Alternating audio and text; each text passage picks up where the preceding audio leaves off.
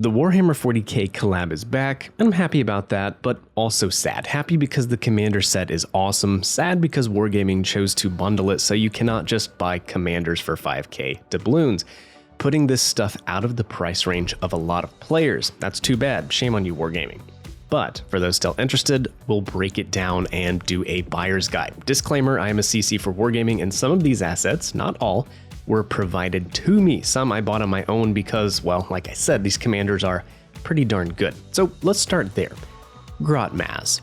Grotas is quite a potent standalone DD commander for the Royal Navy. Mostly because he has the ability to buff fire chance more than any other commander with Bernie Derka on top of Rather Be Torchin. The base trait is a complete wash unless you're really into ramming people, in which case you should maybe keep that to yourself, but if you can live with the base trait, Grotas is pretty good and can bring fires per minute up on ships like Daring, Lightning, and things like that.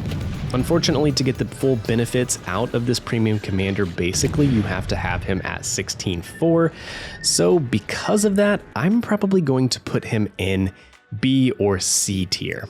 Let's do B. Yeah, we'll put him in B tier. I think as an inspiration, he's completely useless. That makes me want to put him down a little bit lower.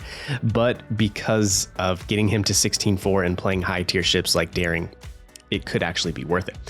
Now, Arthas is going to be our next one. If you've been around the game a while, you know this is a strong commander. He's got quite a reputation. The base trait is very interesting, a 20% buff to your damage, while you have a catapult fighter in the air. That's right, a catapult fighter, not a spotting plane, Derka. Now, this skill is also quite strong with a 15% buff to shell damage if you're using him on your IJN battleships.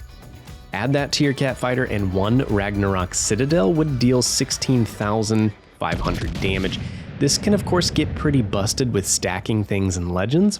With this commander on Yamato and the cat fighter running, each shell could land over 20,000 damage apiece, and it's even more crazy if you use this on, say, a Georgia build and Azerlane, New Jersey. Better yet, as an inspiration for cruisers, you can have massively buffed damage over the 100 seconds your plane is in the air. Arthas is pretty good and very interesting, and you can definitely catch people off guard. Because of that, I'm going to put him in A tier. Ryer Wald has a pretty sinister reputation as well. The base trait is extremely good, 3% off of reload and AP shell damage. It's a solid inspiration for most any cruiser, and these are the best kinds of commanders because you spend 5,000 doubloons, well, not in this exact case, but generally you would spend 5k doubloons and have an inspiration you can use in lots of different places in the game. So yes, Ryer Wald. He would be solid on Brit cruisers with their AP only builds, not bad on Soviet cruisers that use AP like Petro and Stalingrad, and for a German cruiser commander, he's also quite good. Kraken shells in slot 2 is easy to max out because it's in slot 2 and it gives you a 10% multiplier to AP pin and 5% on speed. Past that, he's a solid DPM commander. Overall, very solid. I'm going to put Ryer Wald up here in S tier. I think he's a very, very good commander. Finally, we have Justinian Lyons, who has been one of my favorite niche BB commanders, really only for his inspiration, but we'll cover it all. If you're using him on an American BB, his focus is on HE and fire chance, and it really doesn't jive unless you're just using him on Ignis, which we'll get to later. But as an inspiration, that's where he really shines on secondary builds, ships like Flanders, Schlieffen, Prince Rupert, and so on. Ships that rely on fires from their secondaries, so Flanders really is the top ship I think of. Simply activate a heal and watch the fires count up, because when your repair party is active, each HE shell can get a 40% buff to fire chance. I've seen this set 6, 7, 8 fires and 1 heal, depending on how many enemies you've around and how well you've positioned yourself, so it can be a really fun build, kind of niche I suppose and very situational. And that means I'm probably going to leave him here in A to B tier. As an American battleship commander, I don't like him. As an inspiration, super fun, but yeah, kind of niche. I might actually drop him down one notch. On to the ships. Ignis Purgatio was buffed hugely this update, and looking at it, it's almost like an American Nelson now on a Nagato hull. Each HE shell hits for 7,200 damage. The fire chance is 45% per shell, Not to mention the HE shell penetration was buffed to 95 millimeters. So basically the HE shells just smash everything. And let's actually go over here to this chart and compare these HE shells to Nelson. 7,200 damage. Let's scroll up here till we see Nelson, 6,900 damage. So Nelson has a 1% more fire chance, but now with Ignis, you have the best HE shells on a battleship at tier 6. It is kind of nutty. And of course, you're going to set a fire basically every time you pull the trigger. It makes it a very easy, brain-dead HE spamming cruiser to play. Easy to do well in. I do find the accuracy is a little bit annoying, and I don't have Sigma stats or anything like that. It's a Nagato. Tier 6 American BBs don't have aiming systems 1, and you don't get plotting room, so I do find the accuracy kind of bad. Still though, 410 millimeter guns, so the AP still rocks. It is nerfed a little bit from Nagato and from the Ragnarok, which we'll cover here soon. So the AP is just a little less effective, but overall it's still okay. I'm not going to say it's as good as the Nelson because Nelson has super heals and the Nelson has a 9th gun. But yeah, it is not bad if you want an HE spamming battleship. It's definitely an interesting ship. And after the buff, it's something that people aren't going to be expecting. I'll leave this link down below. This is the link to all of the buffs that were done for Ignis, Justinian Lions, Arthas, and Ragnarok.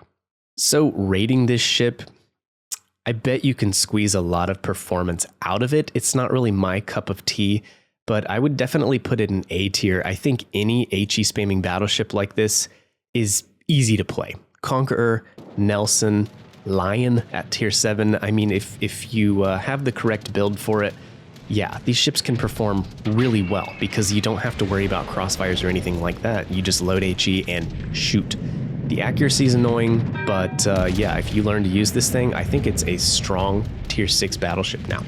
Moving on, we have the Ragnarok. It's also a Nagato hull, also got buffed. It's more focused on AP damage with high alpha. And again, if you want to see the buffs that were performed on the ship, you can come see them. I mean, massive buffs, holy crap.